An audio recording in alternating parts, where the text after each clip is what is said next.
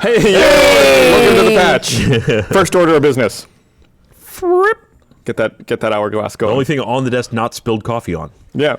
Right before we went live, Ashley spilled coffee everywhere, so now I've got a roll of paper towels next to me just in case. And the aroma of caffeine. You spill it everywhere. And I will admit, you even put it over your phone, so I can't get too mad at you because your phone's probably worth way more than this desktop. My phone was the first casualty, but everything it's still on. No, we're you look all good. safe. We're safe for now. And we also smell very energetic. It smells like coffee.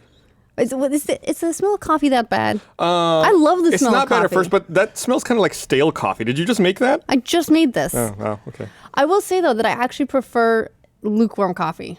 You know why? You More monster. drinkability? Yeah, absolutely. Because I can be like, oh, this entire mug of coffee, it's kind of lukewarm.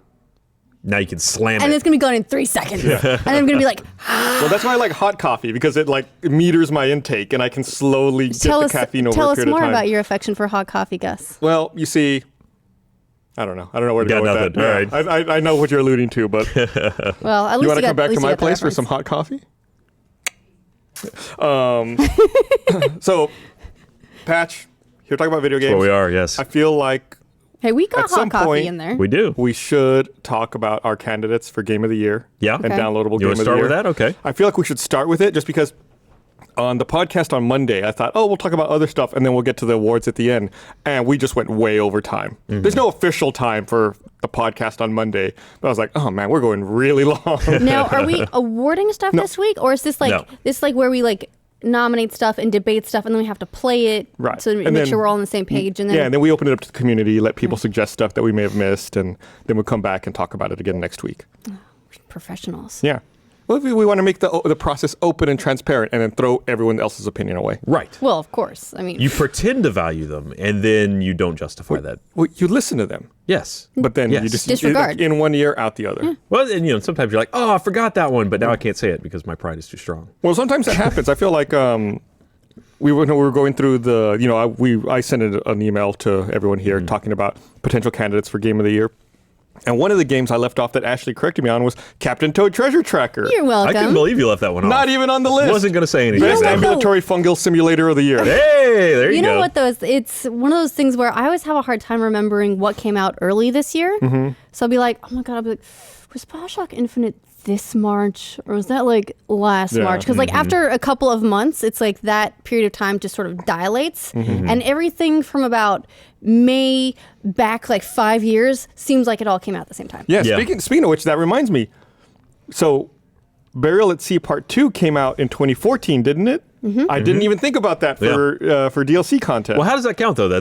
We got to lay some ground rules. So what in the past, what we did last year, per your suggestion, I believe, is we said we would wait until the last piece of an episodic piece of content came out. So, for example, with The Walking Dead is what it came up with. We had to wait till after Chapter 5 came out. Gotcha. Then it was makes a lot of done. sense. We were able to evaluate it. So The Wolf Among Us would be available. The Wolf Among this Us year. and Walking Dead Season 2 would both be on that list. Okay. Now, but Burial at Sea, while a standalone, was DLC for another game that came out last year. So where does that fall into That things? would fall into this year, just like Warlords of Draenor came out for World of Warcraft, which is an old game. I wondered about that. I saw that on your list. But is Warlords of Draenor the final DLC, or do we have to wait until the final DLC? It's its own standalone. There's no parts to Warlords of Draenor. It's not so episodic complicated. Content. Yes, that's why we're talking about it. That's why we're explaining the thought process behind everything. We have to make sure we're honorable in our dissemination of this award.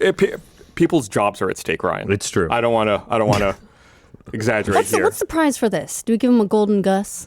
I shaved my mustache. Maybe we can give him the golden stash. Did you save it? Is it in a drawer somewhere? I can dig it out of the drain. Like people will gold baby shoes or bronze them. Just have to bronze the stash. Get like a little broom. I miss the Gus stash. It's kind of there still. I do like that be able to tell. I like that you're taking baby steps. I didn't want to shave it all the way off, so I just used the trimmer. I was like, I got it as close as I could. I was like, the rest of it will grow in and it'll match eventually. Okay. Nice. The epitome of style. That's why we're not on a style podcast. The root of the stash was saved. Yeah.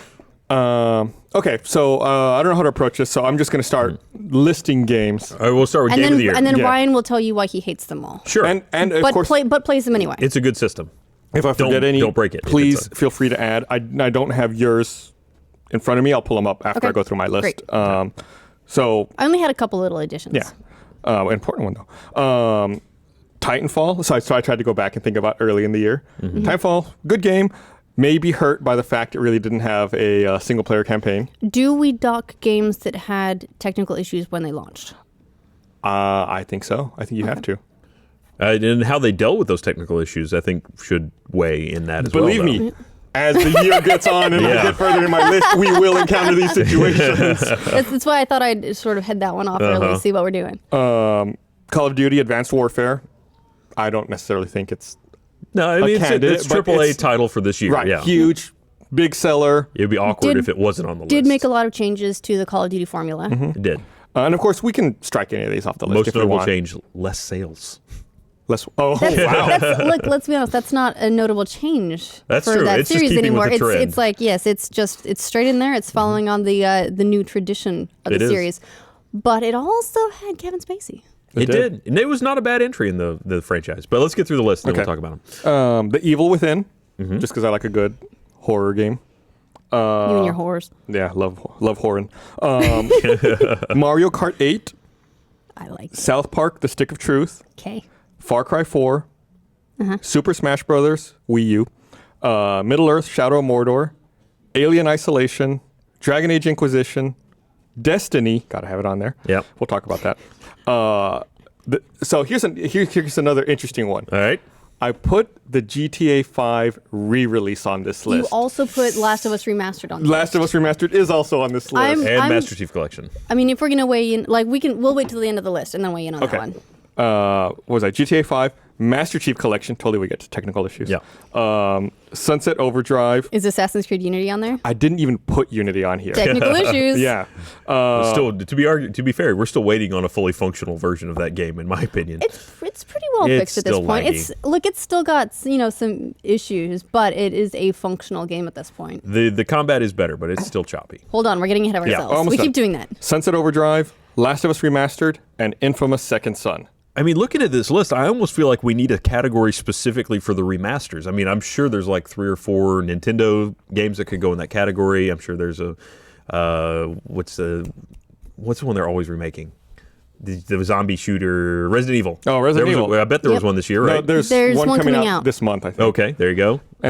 Remastering is now its own category almost. Yeah. It is, and I don't mind it, but I do think it should go in its own category. I wouldn't do The Last of Us Remastered or GTA. They did add new mechanics, but essentially it's the same games that would have been considered last year. Yeah, I mean, it's when you start including those, the games that get remastered are games that are already really strong, really good titles of their year. And we're contenders. Wasn't The Last of Us the winner last year? I think it was. Yeah. So it seems weird to be able to consider a rehash. And I forgot to add your games. You chipped in with Civilization Beyond Earth and Captain Toad Treasure Tracker. And I want to put Vanishing of Ethan Carter on there as well. Oh, good. I'm glad you put that on there. I didn't play it, so I felt like I couldn't add it on there. And Bernie's not on, but he also wanted to put forward One More Line. One more line. Okay, it's a mobile game. Because Threes is on there as well, and I know that Threes is now on Xbox. We haven't gotten to the downloadable Never games, mind. which we'll do right now, and then we'll go back and argue about everything. Okay. So for best downloadable game, you said One More Line, Threes. I put PT, Hearthstone, The Wolf Among Us, Transistor, Warlords of Draenor, and again another re-release ? Minecraft, Xbox One and PS4. And Walking Dead Season 2. I guess another couple big ones this year were Geometry Wars and Trials Fusion came out this year as well. Was that this year? It was this year. Yeah. And then if we're going to nominate standalone DLCs, I would nominate Barely at Sea. It was so good. Yeah, I forgot to add that one on here. As DLC and also, in that category? I feel Okay. like I should also add, I forgot to write it down. I'm right here talking about it. I forgot. Infamous First Light, Infamous Second Son, First Light. Yeah, again, it's one of those things where like the time gets away. I feel old. Either my memory's going, or there's way too many games these days because I can't keep straight what came out this year. What's the first game that came out in 2014? The first big game. one I was looking forward to, I think, was Titanfall. I think so, yeah. And that was March. March? Yeah. Was that March or was that February? It was like February, back early to back March. with something else too, didn't it? well, there was Titanfall, and then the Xbox 360 version of Titanfall was like a month after, and I think Delayed. that one was April. Okay. So I think it was March and April. April. But yeah, there were so many launch titles for the new consoles that ended up slipping And some of them slipped to like February, March. Yeah, even Infamous Second Son slipped in. I want to say that one came out in April. I think so. That sounds about right. Which is a great game. Like I know at this point. I'm like, what was the weather like? So I'll just go back down. We'll argue about some of these. Yeah. Titanfall, I thought it was a great game. I don't know how strong it contends up with some of these other ones since there was no real single player. That being said, it was still really fun to play those multiplayer matches, and it was a game I really, really got into. I thought it was great that they added the mechanics, the wall running, and the new ways of really traversing a lot of multiplayer maps and a new way of looking at the way of executing multiplayer, but it was weakened by the lack of campaign. And also, it didn't seem like it stuck around that long. Yeah, well, it makes me wonder if even if I'm guilty of this, if I'm guilty of liking it so much because there weren't many other options to like at the time. Like if it came out right now with this back catalog of games I'm going through, would it be the game I'd be putting in and playing? I don't know. Trying to see what came out around the same time. There was the remake of Tomb Raider Definitive Edition that came out in January. Yeah. That was a good game. That was another good remake. Yeah.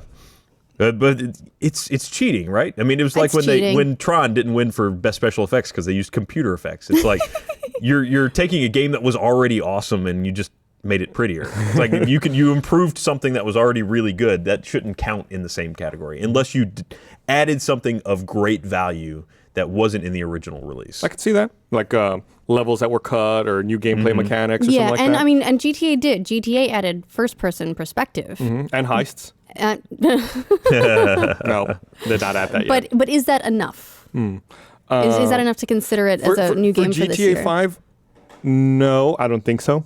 I don't think that just adding that new perspective does qualify it enough. It doesn't reinvent the game enough. It's still pretty much the same thing, just prettier graphics. Yeah, I would argue the same about both The Last of Us Remastered and Tomb Raider. As good as they are, and I'm glad that they did get remasters and got onto the new console because they're amazing. They benefit very much from it. I don't think they're significantly different games than they were. What about something like the Master Chief Collection? Technical issues aside, if out of the box it had worked perfectly, this is, every game and every multiplayer game on one disc. I mean, the big add there, if you're talking about original content versus new content is the availability of that original multiplayer from Halo 1 and Halo 2, which was pretty much already shut off. I mean, you couldn't play it. There was no Windows Live or Xbox Live way to play it. This is now the only way you could really play that other than the PC versions. So it did bring those multiplayers to console, but I don't know that it's really much of a difference beyond that. Yeah, it's just a rehash of the old multiplayer. Yeah, I'd argue that it would probably need to fall into the same category as other HD remasters, because really the big thing with the Master Chief Collection is Halo 2 Anniversary, right? Which again is an HD remaster. It's significantly more remastered than the other ones. A lot more work went into it, but it is a collection of existing games with the gameplay specifically intact. And I think the gameplay is probably what I fall back on to considering mostly as to whether it's a new game or whether it's a prettier same game. Okay, well, fair enough. I think all that's fine. And of course, I think all that aside, technical issues would have marred its luster anyway. Probably. Well, hey, at least you get a free copy of ODST out of it. Yeah, that's with exciting. No firefight. Sometime. Yeah, I don't know. Spring. They said spring? Spring. Okay. Yeah. Sometime soon. The interesting thing I thought about that was that they set a date range, I think, that went, if you played it through November to December 19th, I think it was the cutoff, which says to me that they thought that as of December 19th that everything was good. Like, if you played after that, you probably were getting a fine experience. I've played a few rounds after that, and it seems to be definitely better. It's just weird because now I don't know how the time it takes to get a match is because so many people have moved away from that game now and haven't come back yet. It's like they spread out. You usually get a good rush of people right when a game launches that are all playing that title. But now those people have all spread all over the world. Yeah, also, especially with availability of the Halo 5 beta. People who are in that core audience who would be really playing the beta. Are playing the Halo 5 beta. You know what I kind of miss is every week Major Nelson used to post the top games on Xbox Live, which ones had the most people, and that's gone. That just, that quietly went away. And I'm a little bit bummed because I always thought it was really interesting seeing what people were most active on. The way they've changed the system is it's now like, what are your friends playing? They've sort of brought that from that global, here's what a lot of people are playing, back into like a neighborhood perspective. Yeah, I wonder why they got rid of it. I wonder if it has anything to do with the fact that you'd always see an old game like up there for a long time. Yeah, it was always Call of Duty and Halo, and I think Gears of War was up there Gears a of War lot. was on there for a long time. Yeah. At least back when, within a couple of years of it coming out. But it was always this, like, the same games at the top, and then every now and again, like, something crazy would sneak in. Like, Minecraft would probably be, like, right up there every month now. Absolutely. But then there'd be, like, weird spikes of some game that people played for 1 month. Maybe Minecraft is why it went away. They didn't used to own it. Now they do. Maybe they'll bring it back. Minecraft may have just taken over the top of the list and like, wow.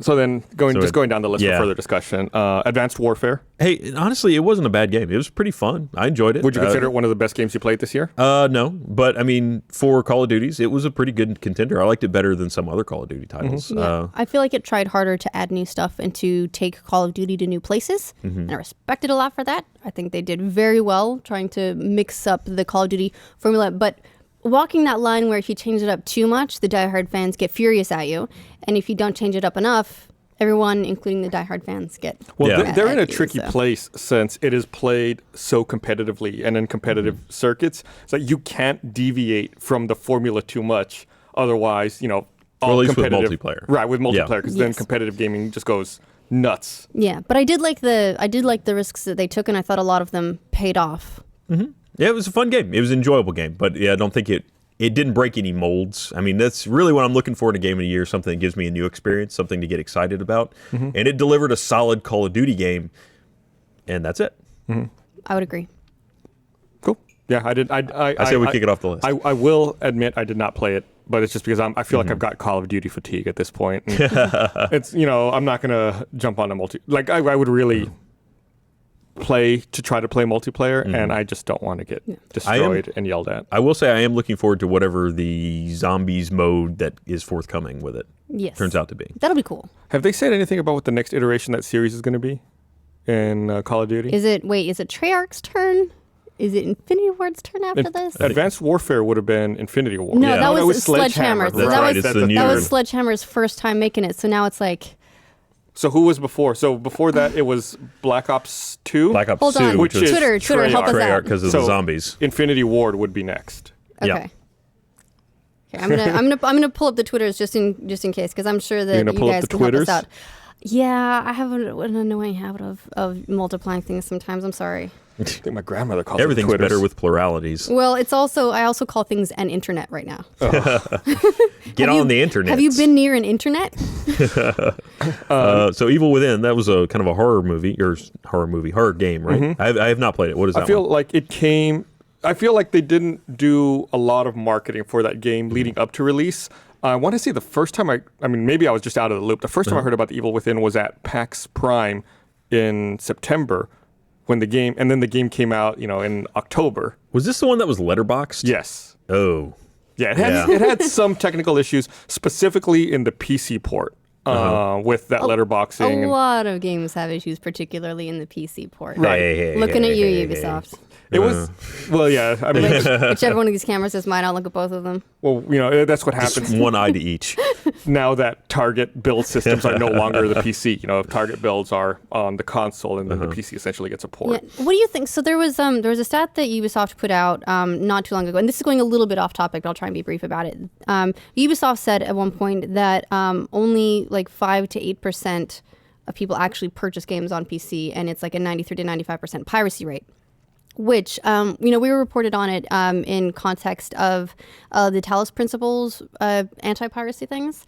And a lot of people came back saying that's a totally bullshit number. But the Game Dev Tycoon games, or those developers, had also put out numbers, their day one numbers, saying here's how many have been purchased, here's how many people are playing it. And it was like 93% piracy. Yikes. And then the other day, or today, I think Meg was doing a thing on an Android developer who basically has said it was a 95% piracy rate. So all the developers are reporting kind of a similar number. I don't think that was piracy rate for the Android developer. They have a free version versus the paid version. Yeah, and it was 5% of people actually paid for it, which doesn't mean that the developers got no money, because then it's ad supported. Right, okay. But I've seen a couple of developers sort of independently report very similar numbers. I mean, does that alone justify just switching your development focus from PC? Well, I don't know. I think actually the mobile platform may have really hit on something here, where if you make that available in some sort of ad-supported way, then you still get revenue even if people don't buy your game. That's not a bad idea. It's really obnoxious but I mean, at the same time, as long as it's done well and it doesn't negatively affect the quality of the game. Yeah, I like that model better than like a microtransaction model, because you have the option of just being a normal game purchaser, buy the game, pay full price, no ad experience. And there is the opportunity to make a lot of money off that. Remember Dongwen, is that his name, with Flappy Bird? They were saying that he was earning what, $50,000 a day just off the. Also, we don't know that. That's no, it was a speculated. Why isn't Flappy Bird on this list?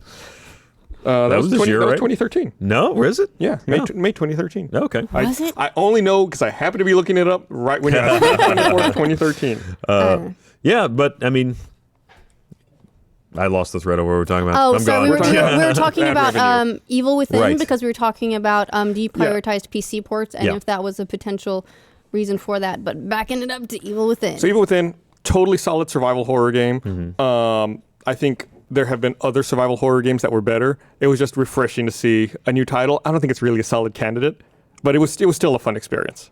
Did the letterbox make it unplayable? No. No? It's fine. You don't realize it after a while. Did it make it inconvenient? There's too much scary stuff going on. Okay. Yeah, would you say that PT was better? Better?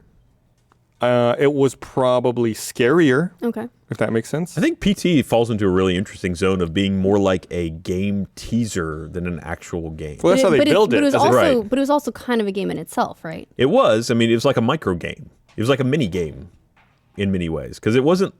I mean, there was an experience there, but but it was made to announce another game. Essentially, not even. Sort of. It's sort of like they have stuff at the end that looks like a trailer for another game. Yeah, well, I mean, that's not sort of. That's the announcement. It does, yeah. I mean, it's like. I don't know. I remember it was a thing you had to play the game to get the announcement. So it was made sort of with that promotional purpose in mind. But it is also kind of standalone, so. Yeah. I think it's gray areas. It seems like it was a huge phenomenon. People really latched onto it, and I think it qualifies enough as its own downloadable game, which is why I put it on that list. But let's get to the rest of this. Okay. Mario Kart. Mario Kart 8. As I've said before on the patch, I'm not a big Wii U fan, but I am a big Mario Kart fan. However, I like older Mario Kart games. I really haven't been a fan since. I really was not a fan of Double Dash, which Double Dash is my favorite. Right, which is very polarizing, and I realize that some people throw my opinion away once I say that. I did like Mario Kart 7 a lot, but 8 just felt like, I don't know, like a rehash. It really didn't grab me like other titles in the series did. Which is weird because I actually skipped 7 mostly because of the DS platform, thinking I'd rather play Mario Kart on the big screen with a lot of people. I have a lot of fun memories playing the 64 version with cousins and and the havoc that would cause because you could cheat in real life and push people. You could also jump the walls on certain levels. Oh yeah. So I have a lot of fun memories of Double Dash in particular though, because I loved the co-op in that, and I thought that 8 did a good job of adding in new mechanics. Like I liked the different vehicles and playing with gravity. I thought was great. But was it really revolutionary? Probably not. It was a great update to the Mario Kart experience in much the same way that that Call of Duty adds a couple new features for each iteration. Exosuit, but keeps to a very core formula. So was it revolutionary? I wouldn't say so. But it was great. It was a lot of fun. When I was in college, I got a part-time job with the school's AV department, specifically so that I could check out projectors on the weekend so that we could hook up our Nintendo 64 to it and just project it on the side of our dorm, like the giant wall, and I'll play Mario Kart 64. Yes. Nice. It was good times. Remember, was it Double Dash where you could theoretically hook a whole bunch of GameCubes together and get 16-player Mario Kart going? I don't remember. I think it was. I think you could hook 4 GameCubes together or network them or something and get 4 people on each one and get 16 players in a race. GameCube did have a broadband adapter. Maybe I'm remembering that a little bit incorrectly, but I remember you could get more people and it was great. Yeah, they had an optional broadband, and I think they even had an optional 56K attachment. I want to say. I think it worked like the Dreamcast where you could just attach it on the bottom. Oh, it had a handle, and that was awesome. South Park: The Stick of Truth came out earlier this year. It was fun. It's totally was fun. like It was a great episode of South Park. right, like being in an episode of South Park. I mean, it was an enjoyable experience. I will say this about it. It has like almost zero replayability. Like I have no desire to go back and play it again. I enjoyed it the time I played it, but it's very RPG in the sense that it can take a lot of time to get through the whole game. And my memory of it was I enjoyed it, but I remember it well enough that it's going to be years before I want to go do it again. Yeah, well, and the RPG mechanics were a little bit simplified, right? So it's Very kind of RPG simplified. light in the way that people are going to get mad at me, but I kind of think of Pokemon a lot of times in that it's like like with Pokemon, you're like, I've got these, 3 options and you can evolve and there's a little bit of layers there, but what it really comes down to is like very straightforward mechanics. Yeah, absolutely. And solid game. I don't think it's really one of the top tier contenders for Game of the Year, but I think it's I'm really sorry. worth mentioning. Next up, Far Cry 4. I was a huge fan of Far Cry 3. Loved it to death. I think I rallied hard for it to get Game of the Year the year it came out. I think so, yeah. But Far Cry 4 just didn't have the same hook for me. It's Really? got a hook.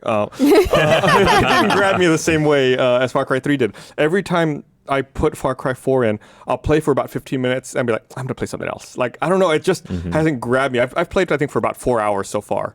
And I just can't get started. I feel like you get a lot less interaction with the other characters in 4. Like, I don't know why, because I know it's not significantly more, but I felt like you had more screen time with Voss. However you say Voss.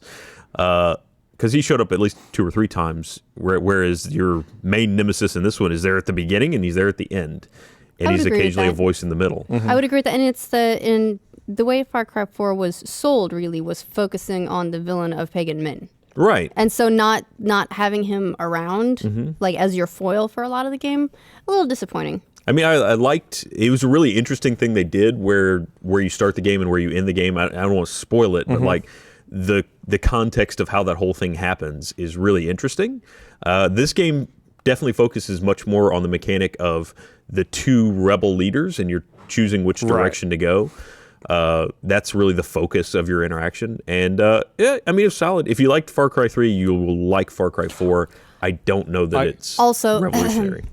Elephants. And they're elephants. They added rideable I hated elephants. the new hunter enemy type. Really? Why?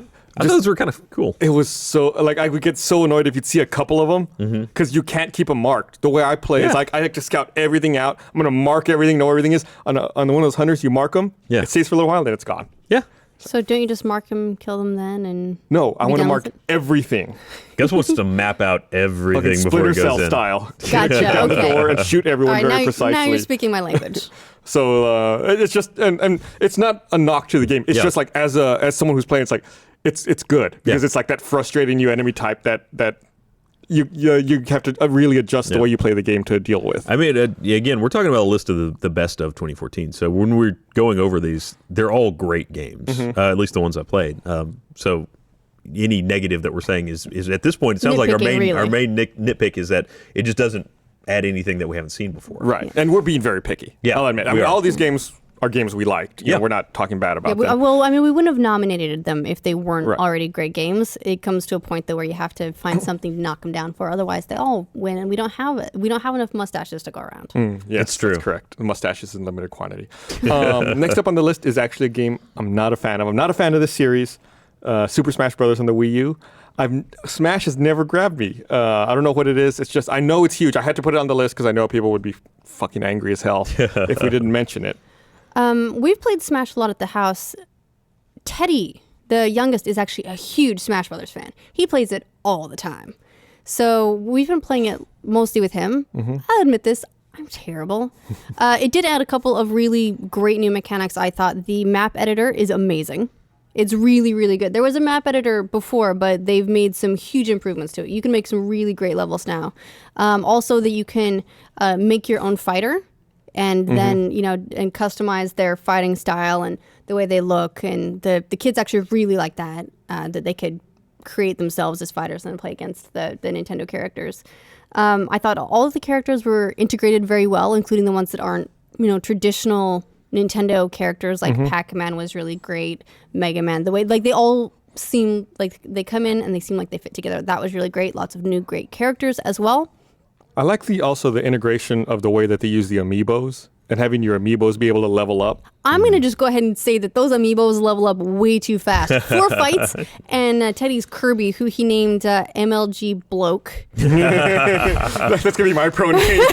We're kicking our ass. Like, none of us could beat an amiibo after like 4, like it had That's why you got to quit 4 feeding matches those and things. leveled up. Yeah.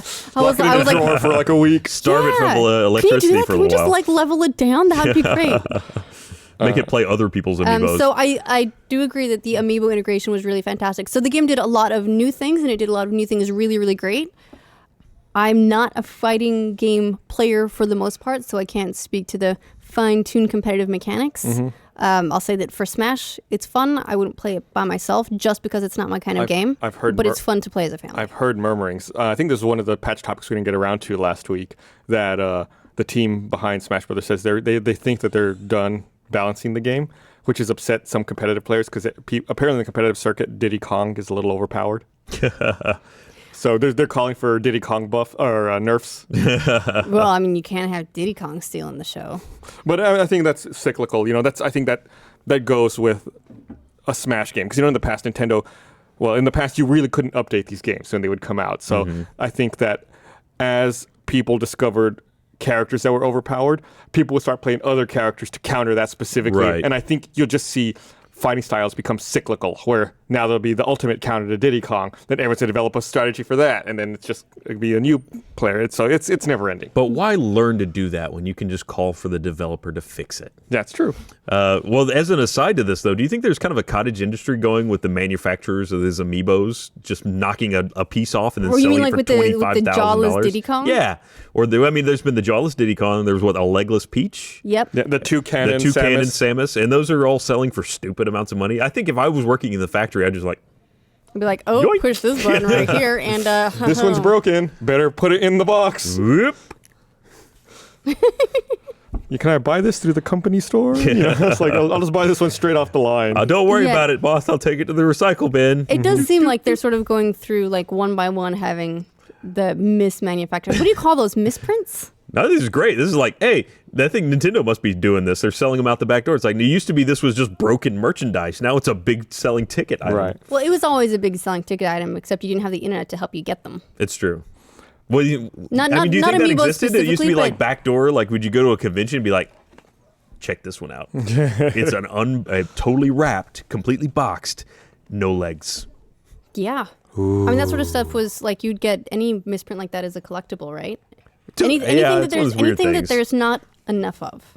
Yeah, I feel like in the past, even years ago, I think guess. It's ridiculous. It's like Back as wrong. such. back in like when the Beatles were popular in the 60s, they would have there's records that people couldn't find that aren't very common. They released an album with a cover that people thought was offensive, so they put a sticker on them. They're like, oh, well, only 100 people got the album before they put the stickers on. Didn't Jack White do something like that where he sewed an album into some piece of furniture in Detroit or something? It was like the only copy that existed was in some piece of furniture, and it eventually got found years later. I think I've heard that story. That sounds vaguely I don't familiar. know if that's an urban myth. It seems weird to like make music and then stick it in a couch, but you know what? He's an artist, and I'm just gonna give that on a pass. Scarcity's weird. If enough people right want along. something, they'll pay for it. Well, they only want it because no one else has it. Right. Well, That's the human condition. There's also games. I think there's like a games that have been designed to run on a single machine, so there'll never be more than one copy of this game. That just sounds like And a bad that's been idea. a thing that's been done before. It's almost like a social experiment, specifically about that scarcity thing. All right, sure. I mean, it makes Ryan mad, so it's got to be. You're good, not right? making me want your thing. Take that, internet. I don't want your thing. I don't know why I'm so belligerent about this. Hey, internet. He does. Yeah, he really wants your thing. So next up is a couple of games that I think really do have solid shots at Game of the Year. First up is Middle-earth: Shadow of Mordor, So good. which was It's a good one. a great game. Nemesis system could introduced change a something lot new of things. that we hadn't seen before with the Nemesis system. The story was solid. Had no qualms with it. Took a couple liberties with the canon. It It did. My only problem with the main character in that one is he gets over the wife death thing Really so quick. fast. Not just like wife and kid, Wife and child and all that, and murdered then in front of- and then he's just like, "Oh, I'm not dead. Better revenge." Hey, check out this blonde chick. She's pretty cool, right? Yeah. She helped him revenge. I could get up in that. Sure. There is a weird thing where you have these tortured characters, and you have to walk a fine line because there's realism, and then there's entertainment, and sometimes media sort of errs on the side of realism, and then it's just boring. I will say the big problem I had with the Hunger Games, the last book, was that by the end of it, Katniss is just like, she's just like a puddle, like a melted puddle of like PTSD because all the terrible things that have happened to her. It's realistic. It's great depiction of how someone would actually respond to that sort of event. It's just not fun to read. So I will say that getting over it was probably more entertaining. Otherwise, you're going to end up with Prince of Persia, The Two Swords. Well, there's a lot where he suddenly starts like listening to rock music and wearing guy liner, and it just gets all messy. I mean, there's a lot of directions you can go, though, rather than just, oh, no, I moved on. Yeah. Hey, baby, his wife's dead. His dick's not. Yeah. I saved your mommy. I think I broke out. But, I mean, yeah, other than that, I did actually really enjoy the game. The whole system of the bosses and leveling up and, moving through that was really neat. It's felt like a really good first draft, like Shadow of Mordor 2, if such a thing can be made. I think would really refine the system and come out really, really well. I would say, should we consider docking a little bit, though, considering how pared back the Nemesis system was for last-gen consoles? No. Okay. No, fuck them. I mean, we're not considering PS3 bringing it forward, and Xbox 360 versions. Yeah. All right, great. I just wanted to know like what our baseline for consideration was there, because I know that one of the things that makes the game great was pared back for some of those versions. Unfortunately, just want to make sure that's like we're fine with that, because y'all should upgrade like this. There's some everyone's got all that you just can't income, overcome. Right? Yeah. Well, no, I mean, and everybody can't afford to buy jokes, new but But the game will be there waiting for them. Yeah. Yes. Well, and it will still be great. Yes. You can't make everything that they're going to release now on newer consoles and on PC are not necessarily always going to be 100% backwards compatible. It's as you move forward, there'll be things that just won't translate. Yeah, maybe they shouldn't have even released that port. That would have been probably the better answer. It's just not released. They may have gotten to a point where they were so far along in development and they realized they couldn't do it, and like, well, shit, we've already sunk millions of dollars in trying to get this out the door. We got to get something out.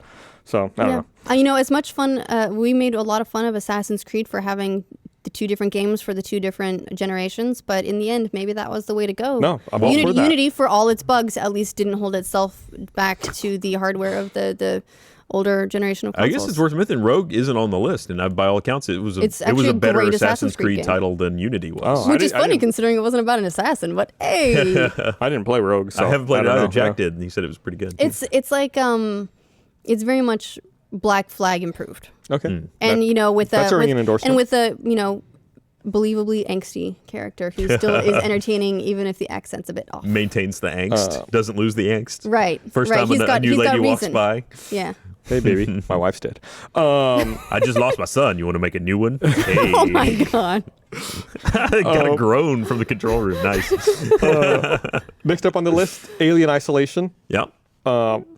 Great game. Really loved it. I think it's the best locker hiding sim of the year. They nailed that aesthetic so well. Sci-fi movies made in the 70s and 80s had a vision of the future, and of course it doesn't come out right. So look, the way, even like the loading icon being like the tape recorder and all of that stuff, the payphones that you use to save. I thought everything about that game felt right. They really paid attention to detail, and it was a lot of fun. It's a really great game for people that really liked the first Alien movie, because then that aesthetic is brought forward into this game, and you can feel very immersed in that environment. I also really like that they focused on the one enemy. This one enemy is enough to scare you through the entire. You say that, but there was. There was, but that was the pinnacle. There were several. If this was English class, we would say there was man versus man versus himself, and man versus nature. Space nature. Thank you, Professor. Yeah. But I loved it. I thought it was a great game. Definitely take that reserves high marks. And it looked great too. Yeah, it looked great. It played great. Good. Which, let's be honest, after the last couple of Aliens games, I'm talking about Colonial Marines.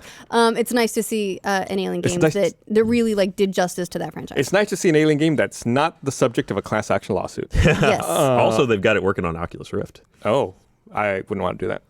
Isolation? Yeah. No. Nope. Nope. All right. Everybody doped out of that real fast. Next up, Dragon Age Inquisition. I'm still not done with it. I'm still playing it. Great game. But I'm having a lot of fun. I was not a huge fan of the original Dragon Age game. In fact, I didn't like it. All right. What didn't you like about the original? It's been a long time. And I've only played it once when it came out, so I can't remember exactly. I remember not liking the story. Okay. I remember thinking the inventory system was too complicated.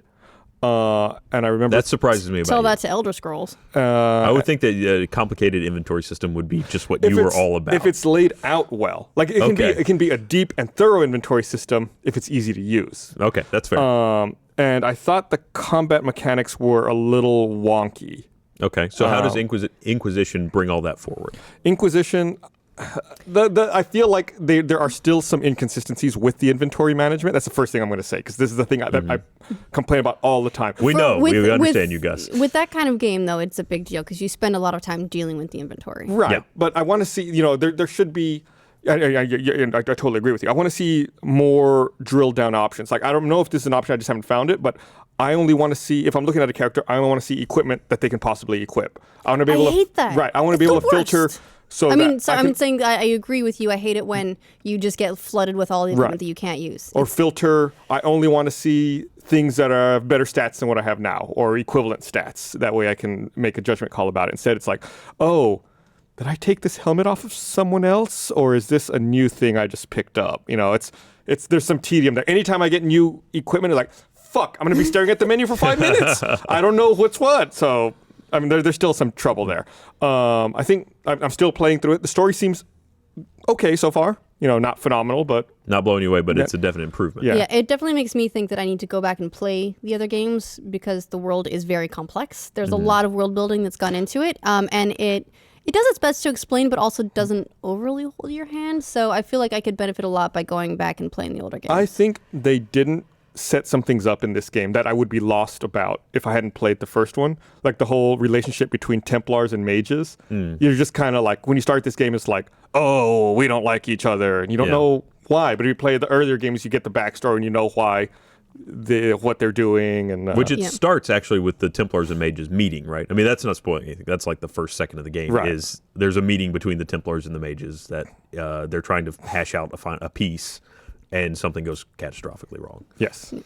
I thought it was great. I like BioWare is one of those few developers that specifically goes out of their way to say, you can bang whatever you want.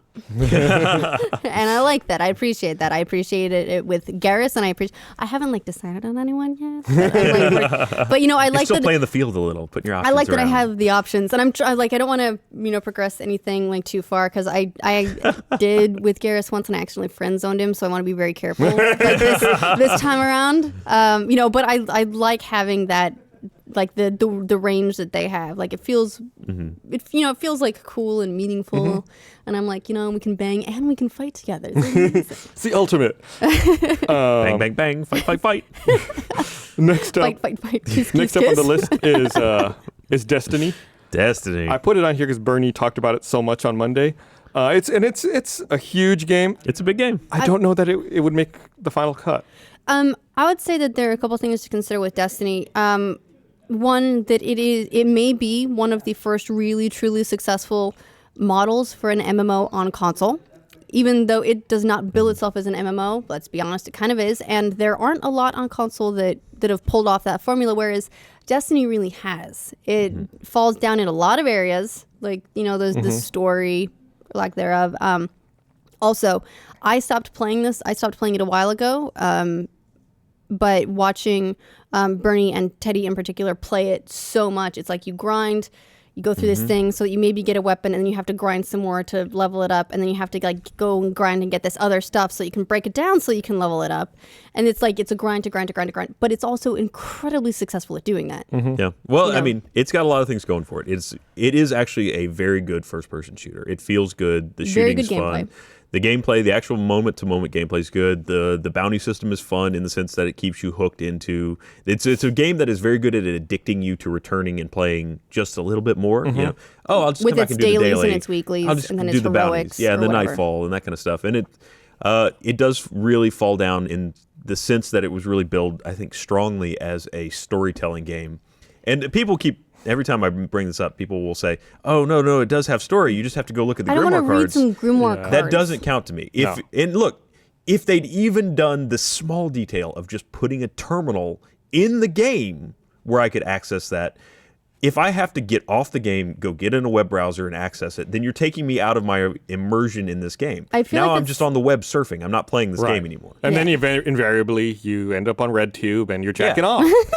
It's just the natural It's flow. the way it works. Then you're looking for new wives and trying to make new kids. I'm trying to read a story and I end up with a sticky keyboard. It's no good. I will say that like that. Just get some deionized water.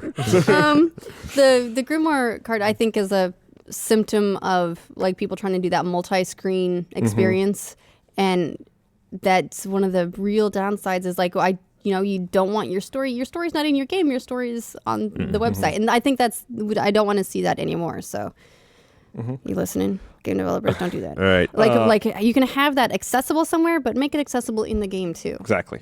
Next thing on the list was GTA 5. I think we already let's skip GTA 5 and Master Chief because Sunset Overdrive, solid Love it. entry. Great So new great. great new IP. out of the box it worked. It did work out of the box. I feel it's weird. I almost feel like it didn't get enough credit for working. It's true. Because it came before everything broke. That's true. That is absolutely true. It came out when we right still expected before. things to work. It was like the last big title that worked. Yeah, Shadow of Mordor worked and Sunset Overdrive worked, and then everything broke. And those two games were like, oh, well, yeah, of course they worked. Yeah. They were before the dark times. It had a pretty fun single-player campaign, didn't take itself very seriously, got very irreverent. The multiplayer was a nice little add-on, but not like something you would do standalone. The challenges I found incredibly addicting. Like you'd get the traversal challenges or whatever. I would go back to those I'd play them like 10 times in a row just because I wanted that goal. Just to get the goal, I want a perfect, or like it would have the leaderboard of like here are the 3 people above you, and I'm like, oh, I thought that it was great at promoting like that sort of replayability, over and over and over again, just very casually, just like if there's one weakness it had, I would think it was almost too self-aware sometimes. Well, I liked a lot of the self-awareness, and I liked the fact that it didn't take itself seriously because you could do things like. There was NPC you could visit just about everywhere, so you could totally change the way your character looked at any moment. Yeah. Swap, male, female, everything. So every time I would see that NPC, I would be like, I'm going to totally change my character again. So it's like I have no one character that I played in that game. It's because every time I would see that NPC, it's like, all right, we're changing everything again. Yeah, it was a lot of fun. I liked that it was like, we're a game, and we're going to be a game. And even dying was made better because when you would come back, it was like, oh, what animation am I going to get? Which one do I get? I'm going to get drive on by the van and the aliens are going to dump me out, or am I going to come out like a zombie or a I'm going to come out of the coffin like a vampire. Like all that was just like...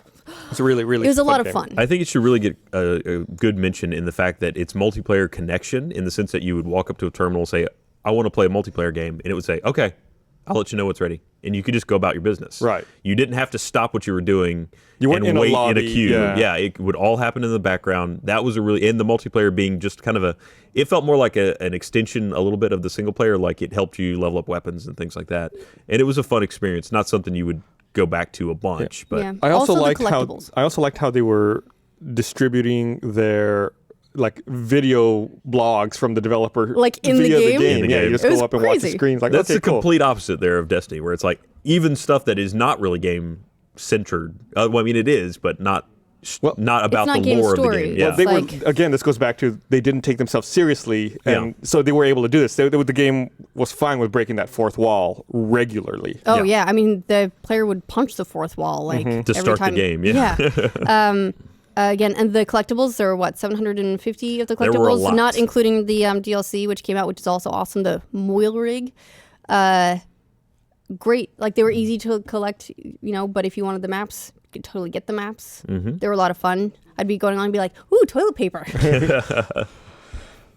So fantastic. Next I have on the list is Last of Us Remastered, which we said we're going to scratch anyway. Then Infamous Second Son, PS4 exclusive. I think I might... The first big... I would say the first big exclusive for PS4. Yeah, it was a fun game, really fun. I had not played any of the previous Infamous games, so this was like totally brand new for me. And I had a blast playing that game. It was really beautiful. It was gorgeous. It was a great like love letter to the new generation of graphics. The complaint I had about it, and this really shouldn't be a complaint, is that the game's set in Seattle, and it looks like Seattle, but it's not Seattle. Like when I'm driving around GTA 5. You and know that you're it's in Los LA. Santos, you're like, okay, I feel like I've been to this place in LA. But when you're running around Seattle and Second City, you're like, no, not quite. Not quite. Like, yeah, it kind of has the look, but I don't know what the real world equivalent of this place is. Yeah, I get that. You can't be like, all right, if I just take a left up ahead, I can get down to Fisherman's Wharf. Right. So, I mean, and that really shouldn't be a knock against them. No. No, well, but it's one of those things where, like, if you're going to call it a city, these days people kind of do expect it to be like that city. Yeah. So, I mean, it can be considered. I mean, again, we're in nitpick central right now. And it's also not like the map was tiny. The map was still huge. Yeah. So it's not like they did it to cheat and try to like squander and make it a small area. They just didn't go as far down as like LA Noire. Right. Yeah.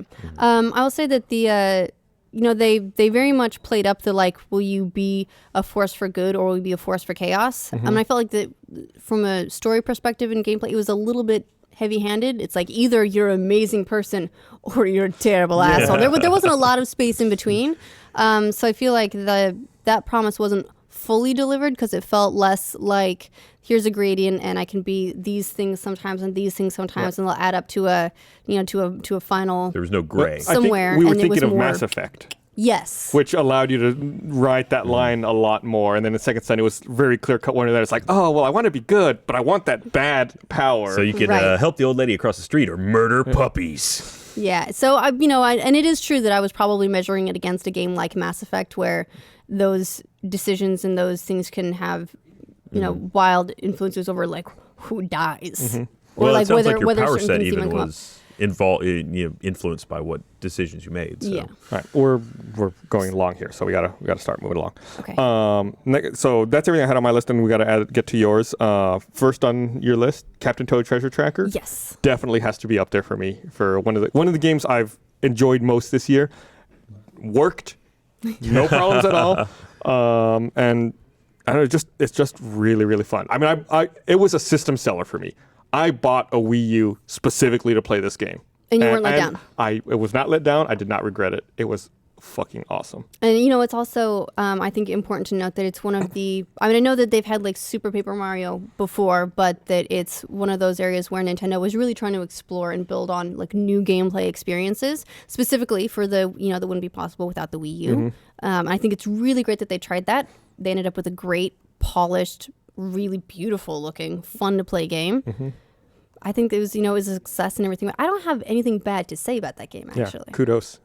Good job, Nintendo. All right. There's lore about why mushrooms can't hop. Their backpacks are too heavy. I thought it was because they grew out of the ground. No, not when they're ambulatory. Ryan, don't be silly. Yeah, well, I'm ridiculous. And then the other game you had on there was Civilization Beyond Earth. Yes. So I felt like it deserved a mention. I actually wouldn't necessarily give the award to Civ, but I thought that it was a great game. It definitely updated the Civilization formula. It was very polished, came out great. I liked the new stuff they tried, like the tech web. I thought that was a lot of fun. The way they changed up sort of your victory conditions and your starting conditions by setting your philosophy about the advancement of the human race. I probably nerd out about this game a little bit more as far as interpreting where technology now would translate into those technologies in the future, and also the philosophies for the development of the human race into space travel for other planets. Especially in light of going to Mars and finding new planets that could possibly be Earth-like. That's all very exciting to me. So I like the idea of the sort of near future, but translating current technology into future technology. Yeah. It's like kind a of in TED the Talk. same way that Alien, the Alien, it's they would be like, oh, you pick up a payphone in the super future, and we're like, that's not a thing. Yeah. Or how 80s 80s sci-fi was obsessed with how people would get their newspaper, even though yeah. Yeah. That's not a thing anymore either. So it's even if it's inaccurate, I like seeing those interpretations of where technology could go. Yeah. That's probably why I like it, honestly, even more than it being a Civ game, even though it's a great Civ game too. Fair enough. All right. I have to say. So we'll move on to downloadable games now. Okay. Vanishing of Ethan Carter. I'm just going to throw it in. It was good. Play it. So we'll talk about it. Essentially, it's really interesting in that it did add the mechanic of kind of a mystery that you have to assemble piecemeal. Like you would find different stages of something that happened and kind of have to put it together.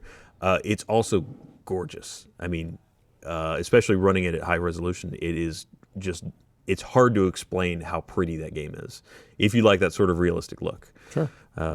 But maybe you guys should do that as homework. Okay, I will absolutely play video games as homework. And I would also say the Transistor, which is another one on the list, I believe, is another one of those games that I would just be like, wow, this game is pretty. Transistor was great. The music, the soundtrack, everything about it, very atmospheric. Even the mechanics, the way you played the game, the way you engaged in combat was it was very Supergiant. Great. Yeah, I fucking loved Transistor, one of my favorites. So good. If you get a chance, I highly recommend playing it on the PS4. I'm terrible at it. I could use a lot of help, but it's so good. Because I recommend playing on the PS4 because if you do, you can enable the speaker on the controller, and whenever the sword talks or it comes out of the controller speaker, it's an option that's not on by default. Which is weird. You have to go in and enable it, probably to save power, so it doesn't drain your battery. That's beautiful. But it's a great atmospheric effect. Really like it. There are very few games that I like enough to get tchotchkes for them. Absolutely got one of those Transistor USB keys. I got 2 just in case. I couldn't believe they weren't selling them when the game came out. It was a couple of months later. We talked about this on a patch. I think right after it came out about how the sword looked like it should really be a USB key, and then they came out with them. And my only complaint was that the hilt was rubbery, so we couldn't fight. Yeah. Also, it was only like 4 gigs or something, right? It was pretty small. Yeah, it's pretty tiny. Yeah. Of course, we already mentioned it. PT. Yep. Definitely got to have it on there. Phenomenal. I hope more games do announcements this way where you get a game to then learn about another game. Yeah. Awesome. Fantastic job. I have not shut up about this game all year. Hearthstone. You know I love Hearthstone. It's a fucking great game. I've heard once or twice, yes. And, what is Hearthstone? Let me tell you. And it's a free game. If you don't want to spend money on it, you don't have to, but of course most people do. Did you call them sheeple? I said people. Okay. Because I'm one of them. So they're not sheeple. We're a proud They're the chosen people. Playing race. Sheeple. The Wolf Among Us. Telltale still just started that, knocking it out with these games. Made it through. I bought the collection, so I've been playing my way through them. Have you done? How far are you? I did Borderlands first, then I did Game of Thrones, which was a mistake. We should clarify those are not eligible because, like we said earlier, right? Yeah, those are not complete. Not done. Okay. Yeah. Someone even asked on Twitter. They're not finished, so we're not including them. Wolf Among Us finished this year, so or last year.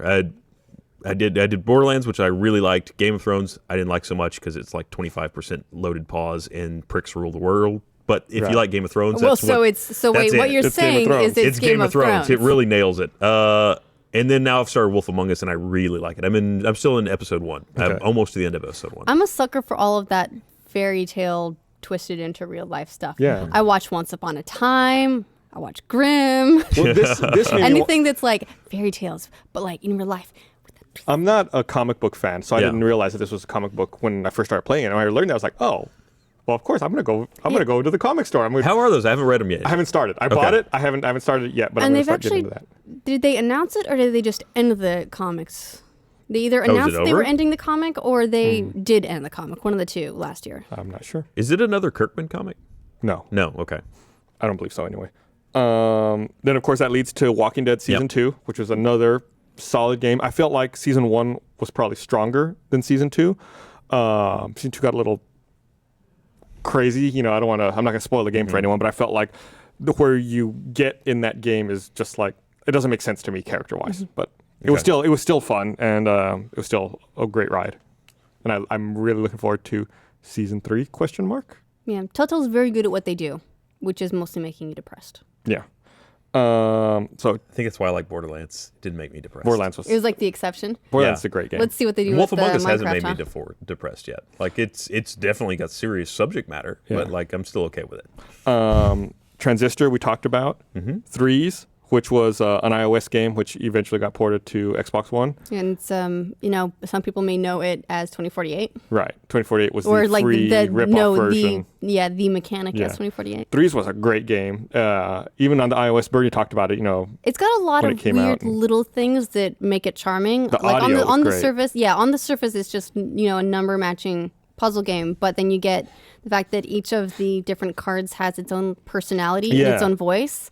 So just listening to Bernie play it, there'd be when there's like, okay, or and just like, and I'd just be like, what are you doing? And then every now and again, someone would just come up there to go, hey. And I would always be like, oh, that's my favorite card. Even not playing it. It's just these really cute, charming little personality touches. Great game. On a slightly different kind of game, we also had Warlords of Draenor come out, the most recent expansion of World of Warcraft, which actually made me reinstall the game and reactivate my World of Warcraft account. It made a lot of people reinstall the game and reactivate. I think people are genuinely excited. I mean, it re-energized a large fan base to take action and get back into the game. Yeah. I haven't played. I'm staying relatively clean. All right. I play a little bit. I'm not You're dipping your toes in the water. Yeah, I'm not back into intervention land. I only do a hit once a week. Yeah. And then that made me think of Burial at Sea Part 2, which I guess we should consider as a whole as Burial at Sea. I would say Burial at Sea would be sort of is a 2-part single story though. Mm-hmm. It's like we would consider it episodic, like we do Wolf Among Us and Walking Dead, which I thought was great. But I also thought it was great mostly because I was like, sure. Then. Did we decide we're striking Minecraft on the Xbox One and PS4, right? Yeah, I would say falls in that same it's because it's just a port. It's a port, and it's like they added larger worlds, but the mechanics are still the same, really. So I would consider it the same as a remaster. Cool. Or at least in that family. Well, we did it. That's everything on my list. Is there anything else you got there? I felt like I threw something else in there, but I forgot. Oh yeah, I mean the Trials. Trials is really it's another Trials game, as is Geometry Wars. They're Geometry both Wars enjoyable. did do something though by mixing up the dimensions. They did. Now you sometimes will roam around solids, cylinders. I didn't play the last 2 Geometry Wars. I played this one a bit, so I'm not sure how much of that is new development and how much is old. But gotcha. Well, what I'd recommend for everyone who's watching or listening is to visit the comments for this episode on roosterteeth.com and let us know any games that we may have forgot. Let us know what you think about the games we've discussed. And then next week we'll come back and we'll regroup. Get into an argument. We'll eliminate a bunch of stuff, and then we'll really drill down and figure out what our best games of the year for 2014 were. Punch. We're going to probably need to have a weapons check. That's the set. There's going to be a pat down before you get on stage. A patch down. All right, everyone. Thanks for watching. We'll be back next week with another episode of The Patch. Bye.